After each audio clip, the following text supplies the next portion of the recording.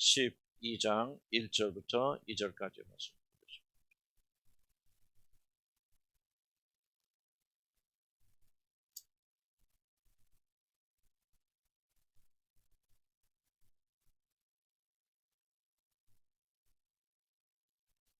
12장 1절에서부터 1절부터 2절까지만 봉독해 올립니다. 그러므로 형제들아, 내가 하나님의 모든 자비하심으로 너희를 권하노니 너희 몸을 하나님이 기뻐하시는 거룩한 산 제물로 드리라. 이는 너희가 드릴 영적 예배니라. 너희는 이 세대를 본받지 말고 오직 마음을 새롭게 함으로 변화를 받아 하나님의 선하시고 기뻐하시고 온전하신 뜻이 무엇인지 분별하도록 하라. 2절 다시 한번 읽습니다. 너희는 이 세대를 본받지 말고 오직 마음을 새롭게 함으로 변화를 받아 하나님의 선하시고 기뻐하시고 온전하신 뜻이 무엇인지 분별하도록 하라. 기도합시다. 주의 말씀 들고 있습니다. 주님 기억해 주시고 성령께서 이 마음을 마음판에 새겨주시사 사람으로 말로 듣지 않게 하시고 하나님이 우리의 영혼에 들려주는 귀한 말씀으로 듣고 새겨 넣어서 우리 하나님의 영광이 우리 안에 알려지는 귀한 시간 되도록 도우시고 또 마귀가 우리 말씀 빼앗아가지 못하도록 집중하며 들을 수 있는 심도 허락하여 주옵소서. 예수 그리스도의 이름으로 기도합니다. 아멘.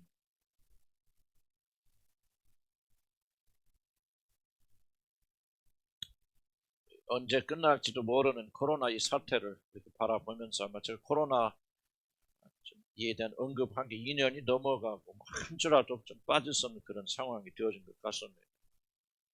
2년을 뒤돌아보면서 또 앞으로 암울한 전망을 우리 바라보면서 생각 있는 대부분의 사람들은 똑같은 질문을 던지리라 그렇게 생각합니다.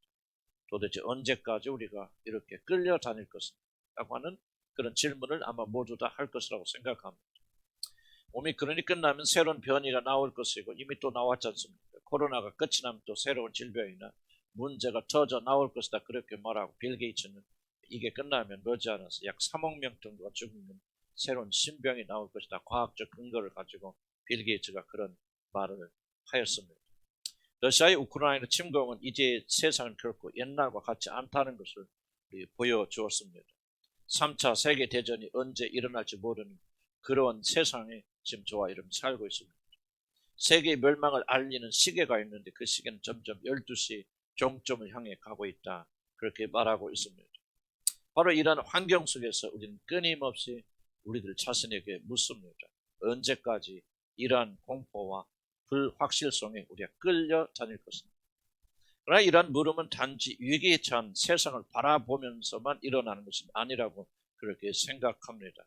세월이 흘러도 변하지 않는 내 자신을 바라보면서 저는 똑같은 외침을 외칩니다. 도대체 언제까지나 하나님께서 기뻐하시지 않으시는 이런 삶의 질질 끌려다니며 살 것입니다. 우리 주님 오실 때가 점점 가까워지고 있고 하나님의 그 무서운 심판대 앞에 설날이 점점 가까워지고 있는데 도대체 나는 언제까지나 이렇게 살 것인가? 이런 고민과 질문을 끊임없이 던질 때 저는 제 안에서 절규하는 소리를 지난주에 들을 수 있었습니다. 그 소리는 이제는 더 이상 끌려다닐 수는 없다라고 하는 울부짖음이 제 안에서 올라오는 것을 저는 들었습니다. 코로나가 끝이 나고 모든 것이 옛날로 돌아가서 아무 일도 없었다는 듯이 그렇게 살고 싶지만 결단코 우리는 옛날로 돌아갈 수가 없고 이제 문제가 사라진 그런 행복한 세상으로 절대 돌아갈 수가 없을 것입니다. 시간이 흐르면 흐를수록 이건 제 말이 아니라 모든 자들의 공동적인 말입니다. 시간이 흐르면 흐를수록 이 세상은 더욱더 어려워질 것입니다. 결코 이 세상은 그리고 저와 여러분이 처한 이 환경은 어떤 경우에도 저와 여러분이 소원하는 그런 옛날 세상으로 결코 되돌아가지 못할 것입니다. 이제는 코로나만 지나가면 모든 것이 정상으로 돌아가고 즐거운 삶을 살게 될 것이라는 헛된 꿈을 깨고 일어서야 될 때입니다. 더욱더 어려워질 이 세상이 변할 걸 기대하지 말고 이 세상이 이제 종말로 향해 가고 있다는 사실을 우리는 현실로 받아들이고 준비해야 됩니다. 이제 마음을 단단히 여미고 이제 좀 더 앞으로 다가올 더 힘든 세대를 우리가 준비하지 않는다면 그리스도인들은 단 한 명도 살아남지 못할 것입니다.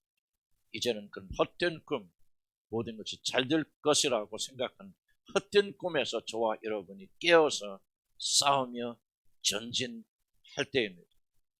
우리들이 어떤 악한 습관과 죄를 가지고 있다 할지라도 이제는 노예의 묶임에서 스스로 끊어내고 이제 머지않아 여러분 데리러 오실 우리 신랑 되신 주님을 맞이할 준비를 할 때입니다. 허송세월할 시간이 더 이상 없습니다. 믿음이 없어서 더 이상 이리저리 끌려다닐 그런 여유가 우리에게는 더 이상 없습니다.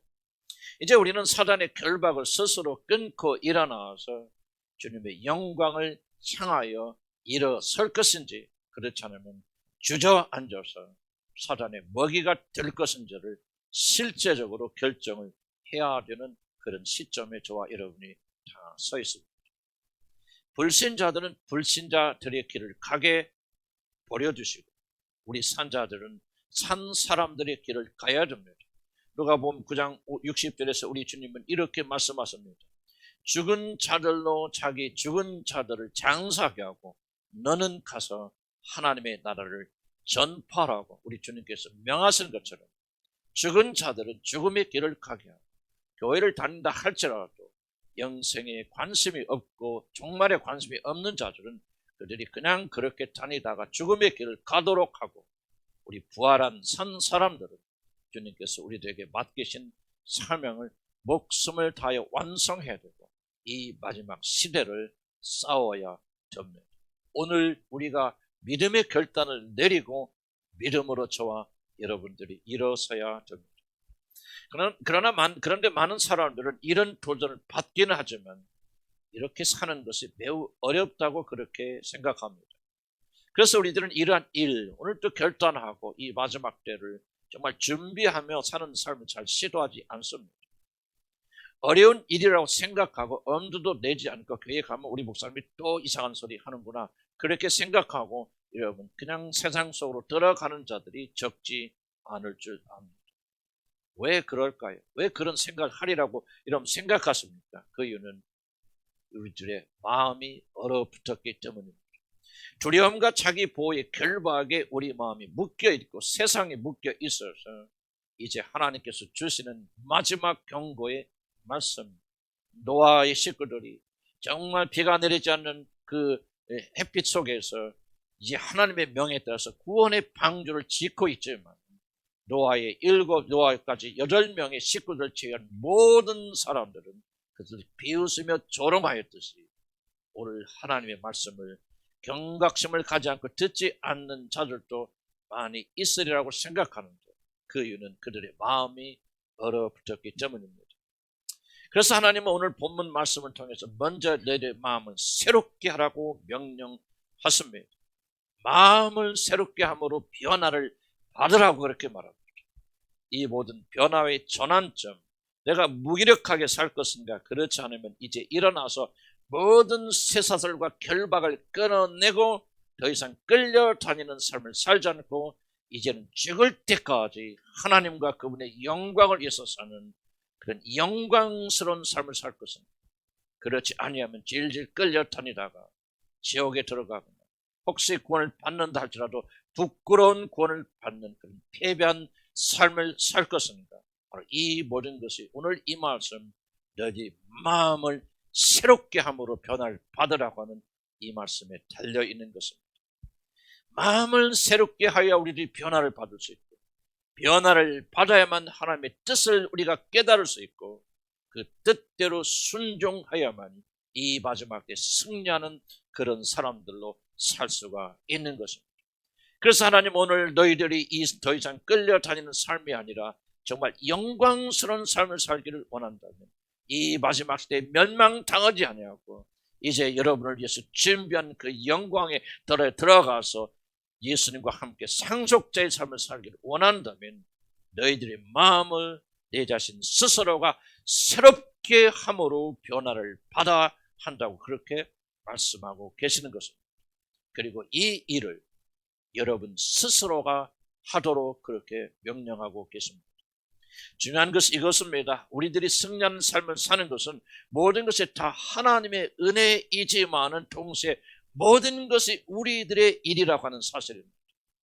만일 우리들이 하나님의 명령에 따라서 마음을 새롭게 함으로 변화를 받는 일을 스스로 하지 않는다면 이 거룩한 명령에 여러분이 순종하지 않는다면 여러분은 결코 일어설 수가 없을 것입니다. 우리 모두는 하나님께서 모든 일을 다 하여 주시기를 바랍니다. 우리 마음도 바꿔주시고 가만히 앉아있어도 모든 것이 다 기적적으로 다 해결이 되어지기를 소원합니다. 결박이 스스로 풀어지고 기계처럼 하나님 말씀에 순종하고 모든 소원이 이루어진 것을 기대합니다.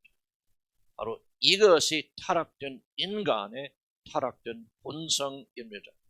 그래서 우리들은 어려움이 닥치고 신앙의 위기가 닥쳐와도 하나님께 나가서 매달리지 않고 오늘 명령처럼 마음을 새롭게 함으로 변화를 받으려고 하는 것이 아니라 집에 앉아서 낭망하고 절망하고 낙담하고 두려워하고 있습니다. 아무 일도 하지 않고 하나님께서 오셔서 여러분을 건져주시기를 그렇게 앉아서 기다리는 사람들이 적지 않습니다. 그러나 하나님은 만약 위기에서 벗어나기 여러분이 위기에서 벗어나기를 원한다면 누워서 감 떨어지기를 기다리지 말고 스스로 마음을 새롭게 하고 스스로 일어나라고 오늘 그렇게 명령하십니다. 변하지 않는 환경과 변하지 않는 자신에 대해서 승리하며 살 수 있는 비결은 다른 것이 아니라 바로 자신 스스로가 자신의 마음을 새롭게 하는 순종에 달려 있습니다. 순종하는 사람은 살 것이고 순종하지 않는 사람은 이제 비참한 최후를 맞이하게 될 것입니다. 그리고 이 모든 것이 하나님이 아니라 하나님의 은혜와 이 모든 걸 제가 제어하는 것이 아니라 하나님에게 달려있는 것이 아니라 우리들이 필요한 모든 걸 다 이미 주셨기 때문에 바로 우리들 자신에게 우리들의 운명이 달려있습니다. 우리들이 망한다면 하나님께서 은혜를 주시지 않고 하나님께서 버리셔서 망하는 것이 아니라 우리들이 순종하지 않기 때문에 망하는 것입니다. 나는 우리 교회에서도 승리하는 자를 보면 단순합니다. 그들은 순종하는 자들입니다. 변명하지 아니하고 이름만 늘어놓지 않고 순종하는 사람들은 하나님의 기적을 체험하는 것을 나는 우리 공동체 안에서 종종 목격합니다. 하나님의 은혜를 누워서 기다리는 그런 자들이 아니라 스스로 일어나서 발버둥을 치는 자들, 모든 구원이 자기에 달려있는 줄 그렇게 알고 순종하는 자들은 결국 승리하는 것을 저는 목격합니다. 패배자들처럼 다른 사람 탓하지 말고 환경 탓하지 말고 왜 나에게 이 힘을 주시 않는가 그렇게 하나님 원망하지 말고 단순하게 순종하시기를 나는 주의 이름으로 간절히 축복합니다. 순종하지 않으면 여러분은 아무것도 얻을 것이 없습니다. 하나님이 이 마지막 시대에 승리하며 살려면 그 무엇보다도 마음을 새롭게 하고 명령하십니다. 마음을 새롭게 한다는 말은 어려운 말이 아닙니다. 매번 결단하고 결심하고 그렇게 하겠다고 마음을 굳게 다짐하는 것입니다. 실패해도 다시 일어나면서 난 이렇게 살지 않을 거야. 난 주님의 뜻대로 살게 할 거야 하고 다시 일어나서 그렇게 승리를 향해 나가는 사람들 이렇게 다짐하면서 기운을 차리는 것입니다. 마음을 추스리고 새롭게 결심하며 행동하는 것 바로 이것이 마음을 새롭게 하는 것. 어렵고 복잡할 것이 없습니다. 실패해도 연약하게 넘어져 다시 일어서면서 나는 이렇게 살 거야. 마음을 다짓는 것을 가리켜서 마음을 새롭게 한다는 뜻입니다. 나는 더 이상 빼앗기는 삶을 살 수 없다. 더 이상 끌려다니는 그런 삶을 살 수 없다. 이제 나는 하나님을 기쁘시게 하는 삶을 살 것이다. 하나님을 내 앞에 모시고 사는 삶을 살 것이다. 여호와 하나님을 내 마음의 성에 모시고 살 것이다. 하나님의 성 중에 계시니 그 성이 요동치 아니하는 그런 말씀처럼 나는 승리하는 삶을 살 거야. 그렇게 마음을 다잡고 그렇게 하기 위해서 발버둥을 치는 것이 바로 마음을 새롭게 하는 것입니다. 우리는 또 넘어질지 모릅니다. 실패할지 모릅니다. 그러나 또다시 일어나서 마음을 다잡는 것을 가리켜서 마음을 새롭게 하는 것이라고 그렇게 말합니다. 입으로만 주여 주여 하는 것이 아니라 마음을 새롭게 한 것을 지키기 위해서 발버둥을 치는 것입니다. 우리는 때때로 이런 질문을 많이 합니다. 왜 나는 그렇게 안 될까요? 하나님은 사랑하려고 하는데 왜 그렇게 쉽게 마음이 변할까요? 왜 이렇게 지키지 못할까요? 그런 질문을 많이 합니다. 타고난 것은 그래서 의지가 약해서 상처가 많아서 우리들이 자녀들이 많이 말씀을 펴서 부모로부터 사랑받지 못해서 그렇게 하지 못한다고 생각하십니까? 남편 때문에 아내 때문에 그렇다고 생각하십니까? 그러나 우리들이 실패한 이유는 단 한 가지입니다. 이런저런 변명 늘어놓고 순종하지 않기 때문에 여러분 실패하는 것입니다. 마음만 먹지 행하지 않습니다. 순간적으로 감동을 받고 우리 마음이 뜨거워지고 눈물이 흐른다고 해서 은혜 받았다고 그렇게 착각을 합니다. 그러나 시간이 지나면 내가 언제 그랬냐는 듯이 잊어버리고 다시 세상으로 그 마음이 향합니다. 왜 그렇습니까? 마음에 병이 들었기 때문에 그렇습니다. 마음이 온갖 죄로 가득 차서 마음이 활동할 수가 없습니다. 마음의 어둠이 가득 찼고 마음이 녹슬어 버렸습니다. 그래서 마음이 정상적으로 작동하지 못합니다. 그래서 성경은 다른 것이 아니라 마음을 새롭게 하라. 무릇 지킬 만한 것보다 더욱더 힘써 내 마음을 지켜라. 이 마음에서 내 생명이 난다고 그렇게 말씀하고 계시는 것입니다. 새롭게 하라는 것은 마음에 든 녹을 제거하라. 마음에 든 불순물을 던져버려라. 마음에 가득한 변명과 구실과 세상을 살아는 음란한 마음을 던져버리고 순종하라. 그런 뜻입니다. 마음에 병이 들면, 마음에 이런저런 것을 가득 차 있으면 그 사람은 변화를 받을 수가 없습니다. 변명만 늘어놓고 구실만 늘어놓고 핑계만 댑니다. 변화를 받으려면, 우리의 삶이 변하려면 먼저 마음을 새롭게 해야 됩니다. 매일 순간마다 또 결심하고 또 결심하고 다짐하고 또 생각하고 넘어져도 또 일어나고 자빠져도 다시 새롭게 결단하고 결심하고 회개하고 또 회개하고 눈물 가운데 기도하면서 마음을 다져야 됩니다. 그렇지 않으니 말씀을 들을 때 약간 감동이 돼서 눈물도 흘리기도 하고 내 마음이 뜨거워지기도 하면서 아 그렇구나 깨닫지만은 머지않아서 시간이 흐르면 몇 분 뒤에 그 마음은 식어져 버리는 것입니다. 그러나 변하는 사람들은 생각하고 또 생각합니다. 마음을 다집니다. 결단하고 또 결단합니다. 의지를 동원합니다. 넘어지면 또다시 일어섭니다. 자신의 마음의 생각을 변화해야 되는 의지로 가득 차서 항상 어떻게 변화될까 그렇게 생각하며 또 변하고 또 변하고 또 일어나고 실패해도 낙담하지 아니하고 용기를 가지고 다시 회개하면서 하나님께 돌아옵니다. 바로 이러한 과정들이 반복되면서 저와 여러분의 마음은 고정되는 것입니다. 시편 57편 7절에 시편 기자 이렇게 말합니다.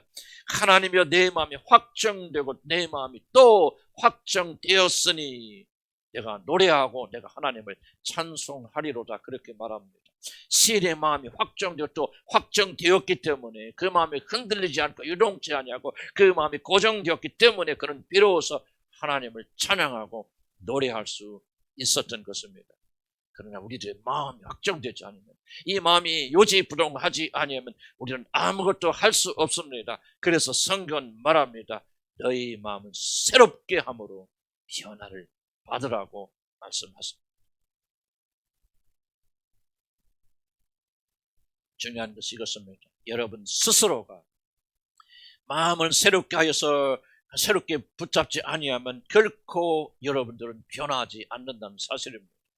교회에 나와서 잠깐 눈물을 흘린다고 내 마음에 하나님 뜻대로 순종하는 삶을 살고 싶은 그런 마음이 살짝 내게 들었다고 해서 내가 은혜 받았다고 착각하지 말기를 바랍니다.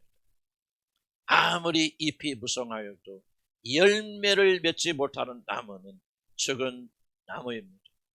우리들의 마음이 확정되고 또 확정되기 위하여 부지런히 마음을 새롭게 하지 않으면 우리의 마음은 결코 새롭게 되지 않고 아무런 열매를 맺을 수가 없는 것입니다. 그러므로 줄기차게 끊임없이 영적인 생각으로 자기 자신의 마음을 채워야 됩니다. 설교나 예배 시간에 감동을 받은 것이 있으면 적어놓고 또 집에 돌아가서 잊지 말고 또 되씹어보고 묵상하고 또 생각하고 또 반복하고 또 생각해야 됩니다. 우리의 마음이 확정되어서 그 말씀이 나의 행동을 사로잡을 때까지 또 생각하고 줄기차게 생각하고 또 결단하고 또 결심하고 또 일어서고 실패해도 낙담하지 않은 것 또 일어서야 됩니다. 그러면 여러분의 마음은 변하기 시작합니다. 하나님의 뜻을 알게 됩니다. 바로 선하시고 기뻐하시고 온전하신 하나님의 뜻을 여러분의 마음으로 깨닫게 되어집니다. 여기서 하나님의 뜻을 안다고 하는 것은 결코 머리로 지식으로 안다는 그런 뜻이 아닙니다.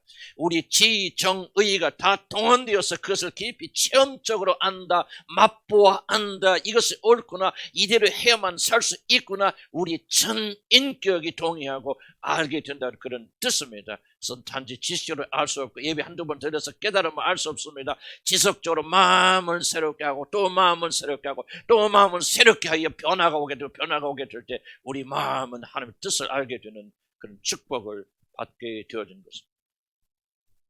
그런데 중요한 것은 우리들이 아는 것은, 우리들이 실천하는 것은 바로 우리의 머리가 움직일 때가 아니라는 것입니다. 여러분, 교회에 와서 은혜 받게 많은 분들이 은혜 받다 눈물 흘리지만 아무런 변화가 일어나지 않는 유일한 이유는 여러분이 그 말씀을 머리로 지식으로 받지 마음으로 받지 않기 때문에 그렇습니다. 엠마오로 내려간 두 제자들이 그리스도의 말씀에 순종하여서 이제 고향길을 포기하고 죽음이 기다리고 있는 예루살렘 성으로 다시 올라갔던 것은 바로 주님의 말씀을 들을 때 두 제자의 마음이 뜨거워졌기 때문에 그렇습니다. 우리들이 옷을 고를 때도요, 지식적으로 옷을 고르지 않습니다. 이 옷을 입으면 내가 얼마나 멋있을까, 그래서 많은 사람이 얼마나 나를 바라보며 칭찬하고 부러워할까 하고 그 옷을 볼 때 우리 마음이 흥분되어지면 우리는 그 옷을 사게 되어집니다. 그러니 인간의 행동의 모든 숨어있는 동기는 다른 것이 아니라 바로 우리 마음, 이 마음이 움직이게 되질 때만이 우리는 결단을 내리고 행동하게 되는 것입니다. 사람들이 하나님 말씀에 순종하지 못한 이유가 있다면 우리들의 마음이 반응하지 않기 때문입니다. 머리는 반응하지만 마음이 반응하지 않습니다.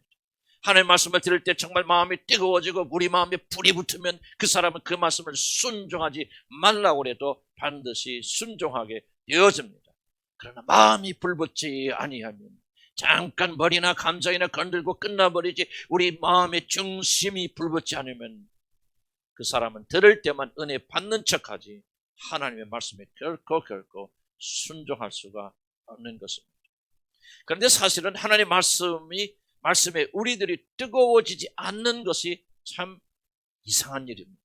생각해 보시기 바랍니다. 하나님 말씀은 살아있고 하나님 말씀은 능력 있는 말씀입니다. 죽은 자도 살리는 그런 권능 있는 말씀입니다.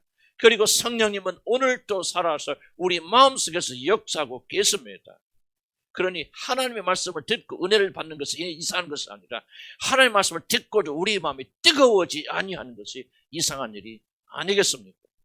물론 우리가 거듭나지 않았다면, 그래서 성령이 여러분에게 주어지지 않았다면 결코 이런 뜨거움은 일어나지 않을 것입니다.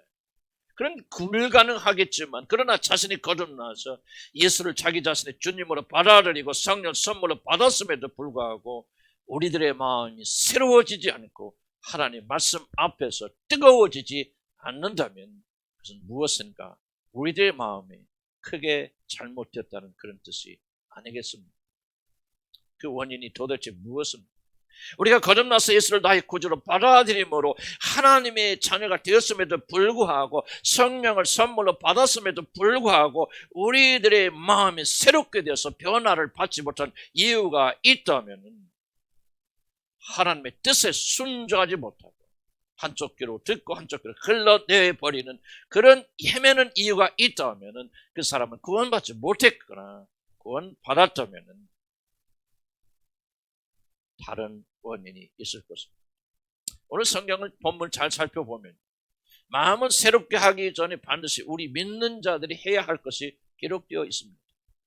이것이 되지 않으면 결코 마음을 새롭게 할 수 없다. 아무리 마음을 새롭게 하려고 발버둥을 쳐도 이것을 하지 않으면 결코 이 놀라운 일은 일어나지 않을 것이라고 기록한 부분이 있습니다. 바로 그것은 이 말씀입니다. 너희는 이 세대를 본받지만, 이런 명령입니다.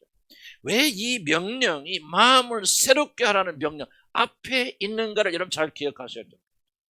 우리들이 아무리 마음을 새롭게 해서 변화를 받아서 하나님의 뜻을 분간하고 그 말씀에 순종하는 삶을 여러분 살기를 원한다 할지라도 만약 우리들이 이 세상이 추구하는 것들을 좋아하면 결코 그 사람은 아무리 노력하여도 자기 마음을 새롭게 할 수가 없습니다. 우리도 열심히 기도를 하고 나름대로 노력을 하지만 마음이 새로워지고 마음이 뜨거워지지 않는 이유가 있다면, 여러분 진심으로 진정으로 그렇게 열심히 그렇게 했는데도 불구하고 여러분의 마음이 요지부동 움직이지 않고 있다면은 그것은 여러분들의 마음이 아직도 세상을 쫓아가고 있기 때문이고, 아직도 이 세대, 이 세상 사람들의 풍습을 여러분이 즐거워하고 있기 때문입니다. 너는 이 세상에 있는 어떤 것도 사랑하지 말라, 즉 마음을 주지 말라. 만약 너희가 이 세상의 것에, 그리고 이 세상의 풍조에, 이 세상의 유행에 너희들이 마음을 준다면은 하늘 아버지의 사랑이 결코 너희 가운데 머무를 수 없느니라고 요한일서 2장 15절에 우리 주님은 이렇게 경고하고 계십니다. 왜 우리의 마음은 더럽혀져 있습니까? 무엇이 우리들의 마음을 차지하고 있습니까? 바로 그것은 세상이라고 하는 것입니다.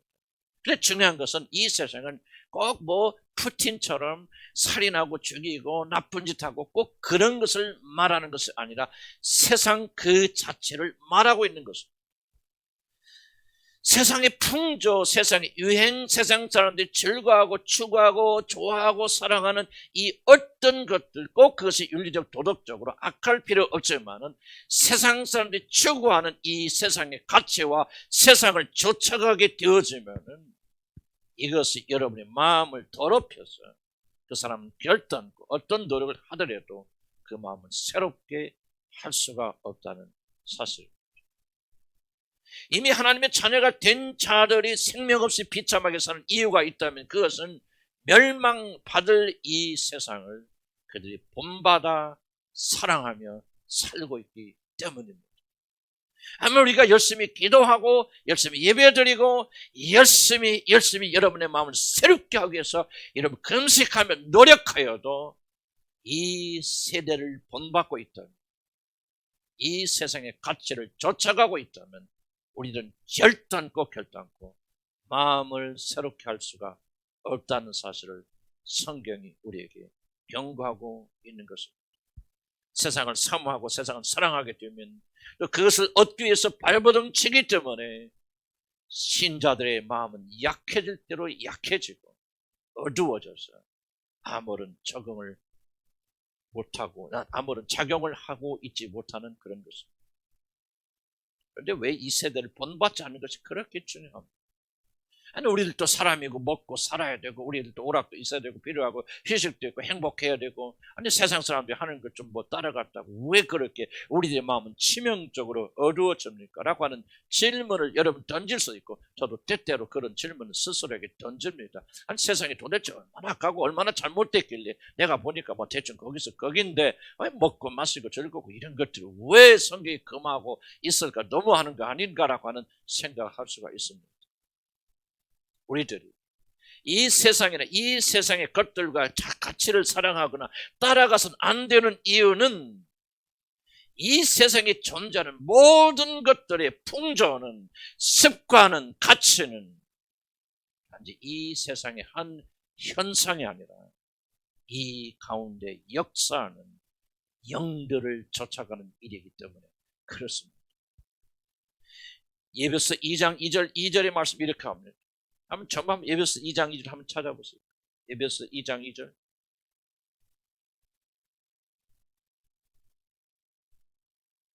에베소서 2장 2절 한번 찾아봅니다.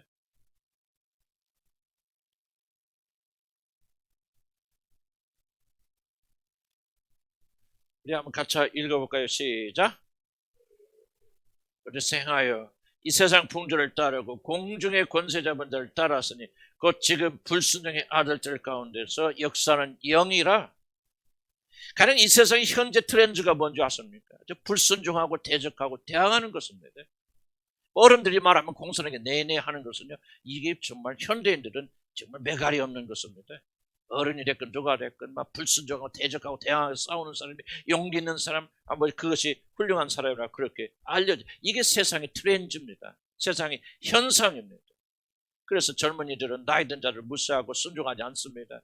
군인들은 교인들은 목사의 말을 무시하고 듣지 않습니다. 군대에 가도 이 쫄병이 그 있는 장교의 말을 거슬리는 사람이 더욱더 남자같이 그렇게 여겨집니다. 아내들은 남편의 권위를 무시하는 그런 세상입니다. 한마디로 불순종의 시대입니다. 근데 많은 사람이 이렇게 생각합니다. 세상이 이렇게 변해서 그래. 세상 사람들이 이렇게 살다 보니까 이렇게 되어져서 이런 것이 이제 하나의 세상의 현상으로 생각합니다.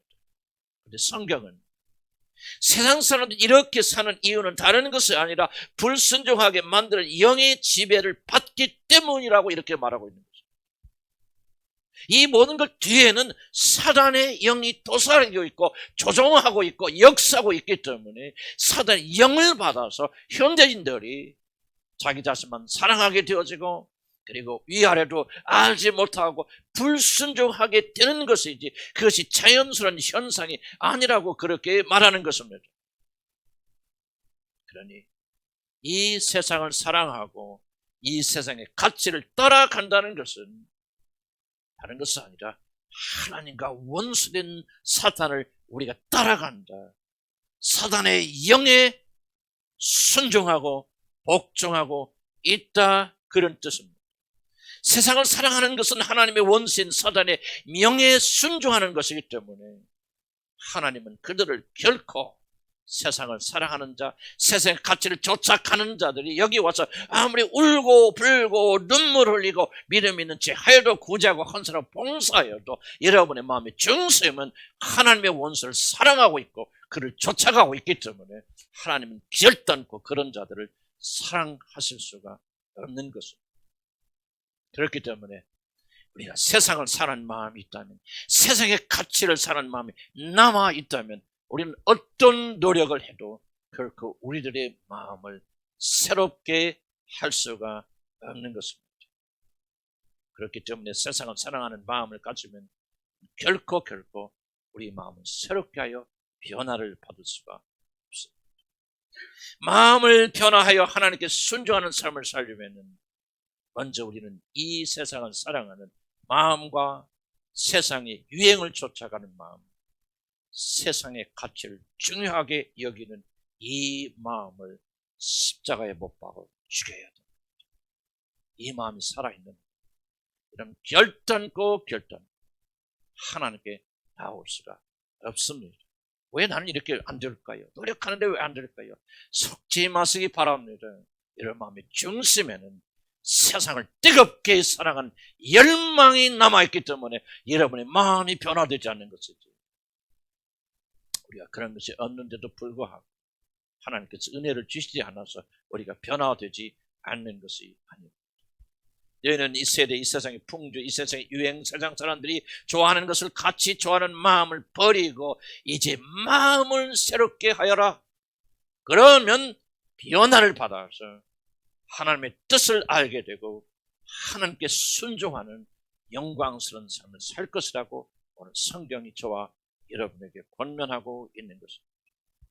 세상을 사랑하는 마음이 죽지 아니하니 세상 사람들이 좋아하는 것을 같이 좋아하는 마음을 가지지 아니한다면 세상 사람들이 추구하는 것을 추구하는 이 우리의 육신의 정욕이 십자가에 못 박혀 죽지 아니하면 결코 우리는 마음을 새롭게 할 수가 없습니다. 마음을 새롭게 하지 아니하면 우리 마음은 변화되지 않고 더럽혀진 상태로 남아있기 때문에 결코 우리는 하나님의 뜻을 제대로 분간하지 못합니다. 하나님의 뜻이 아닌 사단의 뜻을 쫓아가면서 결국 멸망의 길로 들어가게 되는 것입니다. 우리들은 아직도 하나님의 뜻에 순종하는 것이 그렇게 중요한지에 대해서 혼동을 일으킬 수 있습니다. 하나님의 뜻이 그렇게 중요합니까?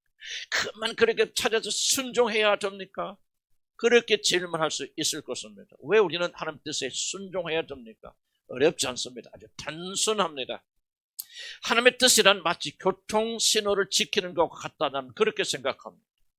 앞에서 차들이 막 고속도로에서 막 이렇게 달리고 있는데 지금 그 앞에 신호등이 있습니다. 그런데 그 신호등에 빨간불이 들어왔음에도 불구하고 그 신호를 어기고 막 차들이 왕래하는 곳에 뛰어든다면 그 사람이 할 수 있는 것은 죽음밖에 없고 멸망밖에 없을 것입니다. 믿는 자들은 아직도 오해하고 있습니다. 믿노라 하면서도 결정적인 큰 오해가 무엇입니까? 자기 자신이 하나님의 뜻대로 죽기까지 복종하는 그런 삶을 살지 않아도 우리들이 열심히 노력하면은 세상적인 것이 많이 주어지면은 뭐 기도를 하거나 뭐를 해서 영적으로 풍성해지면 행복하게 살 것이라고 그렇게 착각하여서 하나님의 뜻을 분간해 순종하기보다는 여전히 빨간불이 켜있음에도 불구하고 그 속으로 뛰어드는 자들, 그래서 멸망하는 자들이 한둘이 아니라고 하는 사실을 우리는 어렵지 않게 발견할 수가 있습니다. 빨간불을 어기고 교통신호를 어기고 뛰어드는 자들은 반드시 죽듯이 하나님의 조그만 뜻이라고 지키지 아니하고 어기지 아니하는 자들, 하나님의 이것은 조그만 뜻이야 무시해도 돼, 이거는 별로 중요한 것이 아니야 라고 생각하고 그 뜻을 어기는 자들은 사망의 벌을 받게 되었습니다. 저도 매일 삶 속에서 큰 거는 아닐지 몰라도 이렇게 하나님의 법칙을 어기면서 받아들이는 죽음이 한두 개가 아니라는 사실을 저도 실감 있게 체험하게 되었습니다. 선악과를 먹어도 정령 죽지 아니하리라고 부인하였던 사단은 오늘도 우리 믿는 자들이 귀에 대고 너희들이 하나님 말씀대로 순종하지 않아도, 순종하면 축복이 좋겠지만 꼭 그렇게 안 하더라도 죽지는 아니할 거야, 살 수 있을 것이라고 사단이 각자의 귀 속에 그렇게 속삭입니다. 그러나 하나님은 단호하게 말씀하십니다. 내 말에 순종하지 않고 내가 이것을 먹는 날에는 정녕 반드시 죽으리라고 그렇게 말씀하십니다.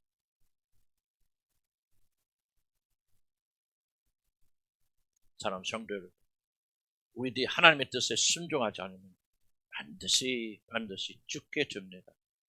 예외가 없습니다.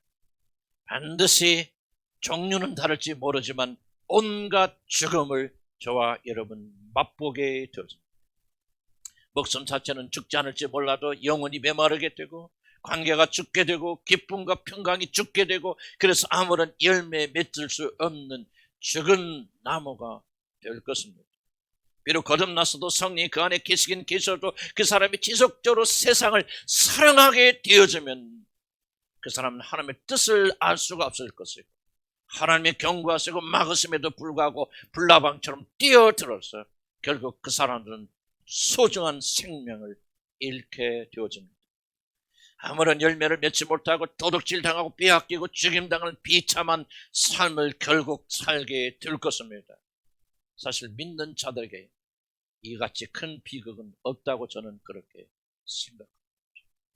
사대교회의 사자에게 편지하라. 하나님의 7영과 7별을 가지신 이가 이르되 내가 너희들의 행위를 아노니 네가 살았다 하는 이름을 가졌으나 실제로는 죽은 자로다. 계시록 3장 1절에서 하나님은 사대교회를 심하게 부정하셨습니다. 하나님은 거듭났지만 죽어있던 사대교회의 편지를 보내서 그들을 경고하셨습니다. 오늘 우리에게 들려진 이 설교의 말씀이 혹시라도 우리 주님께서 우리에게 보내신 경고의 편지가 아니라고 누가 감히 부인할 수가 있겠습니까? 그러므로 하나님은 오늘 우리들이 스스로 마음을 새롭게 함으로 변화를 받으라고 우리에게 명령하십니다. 이 말씀을 들을 때 마음을 닫지 말고 마음을 열어서 스스로 변화를 받아서 마음을 새롭게 하여서 변화를 받고 나의 뜻을 발견하라고 그렇게 말씀하십니다. 오늘 우리들은 스스로 이 일을 해야 됩니다. 하나님께서 해주실 것을 기대하고 믿지 말고 내가 일어나야 됩니다. 내가 스스로 결단하고 더 이상 끌려다니는 삶을 살지 않겠노라고, 일어서서 주님이 기뻐하시는 그런 삶을 내가 오늘부터 살겠노라고 마음을 새롭게 하고 변화를 받아서 하나님의 뜻을 발견하는 그런 자들이 되어야 됩니다. 이 결단을 하도록 주님께서 여러분에게 요구하십니다.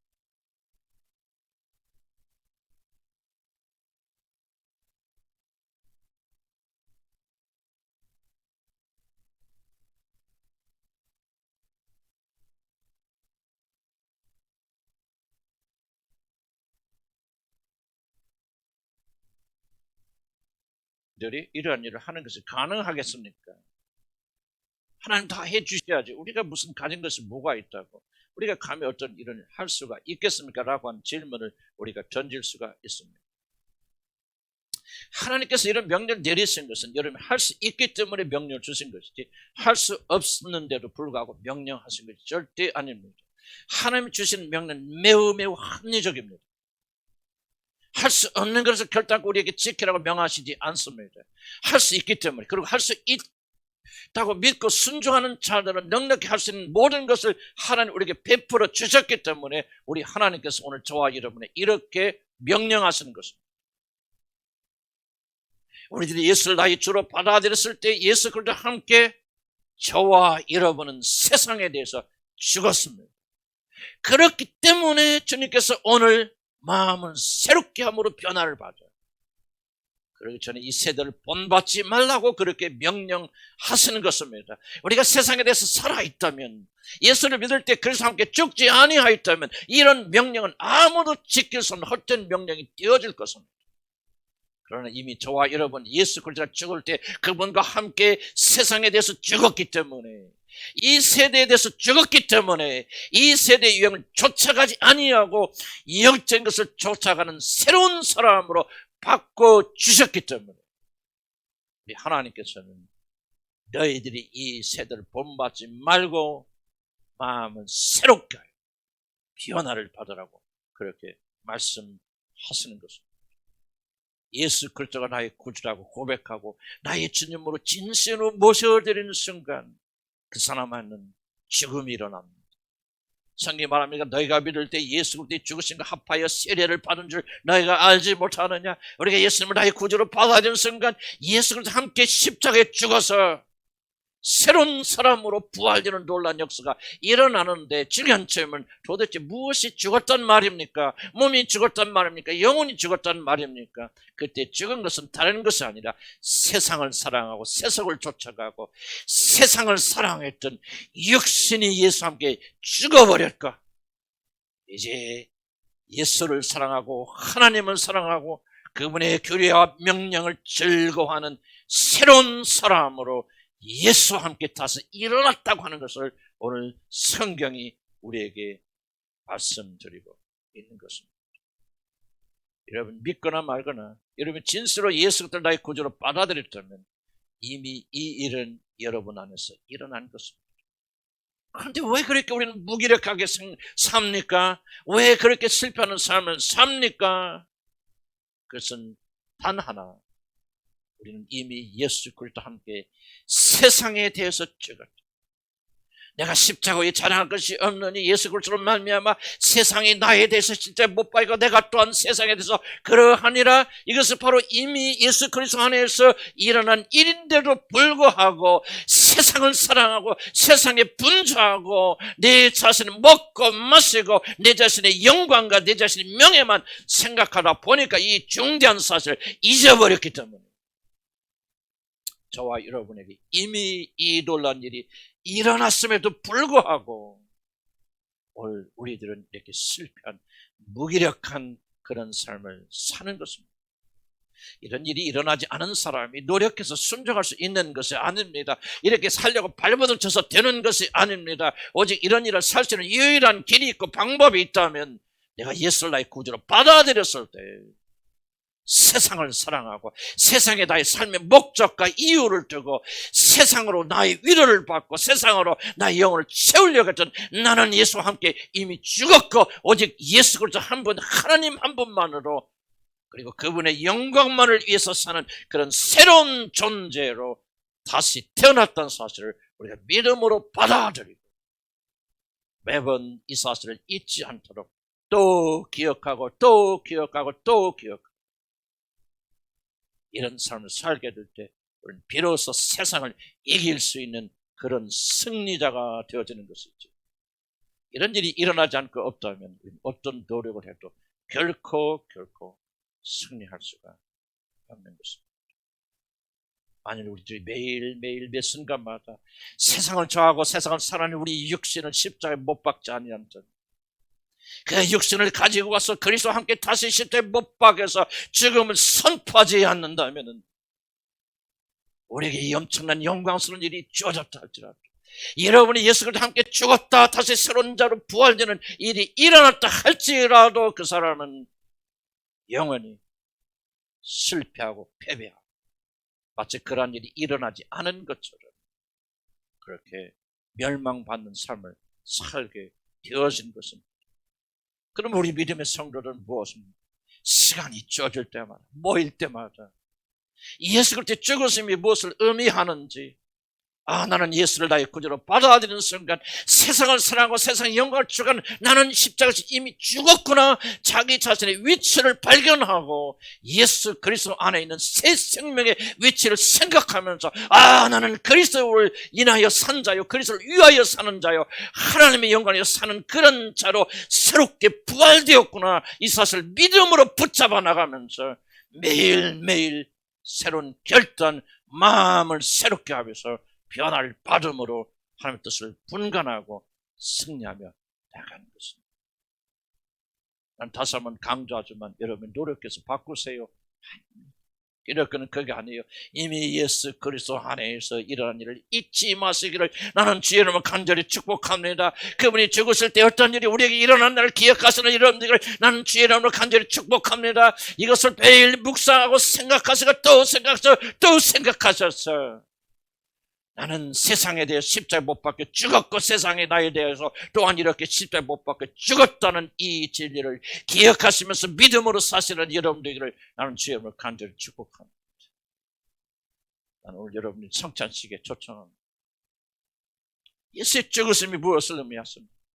왜 우리 주님께서 십자가에서 죽으셨고 피를 흘리셨고 우리에게 살을 나누어 주셨습니까?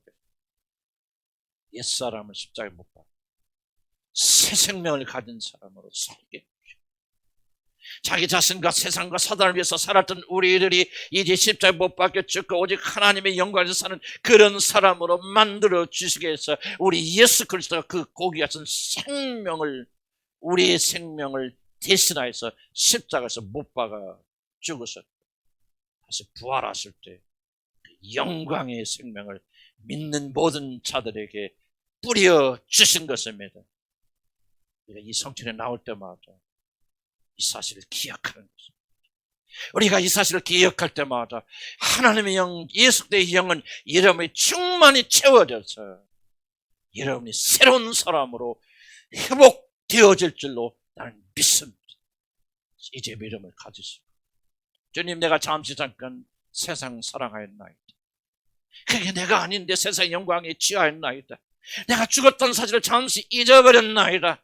나는 오늘 이 성만찬에 참석하면서 내가 우리 주 예수 그리스도와 함께 죽었고 새로운 사람으로 살아있다는 사실을 나는 다시 한번 믿음으로 붙잡기를 소원합니다. 믿음으로 나는 오늘 내 마음을 새롭게 함으로 변화를 받아서 하나님의 뜻을 알고 그 뜻대로 순종하는 자가 되기를 원하며, 이 모든 것이 이미 2000년 전에 예수 그리스도 안에서 일어났다는 사실을 나는 오늘 믿음으로 다시 붙잡고 갑니다. 아멘.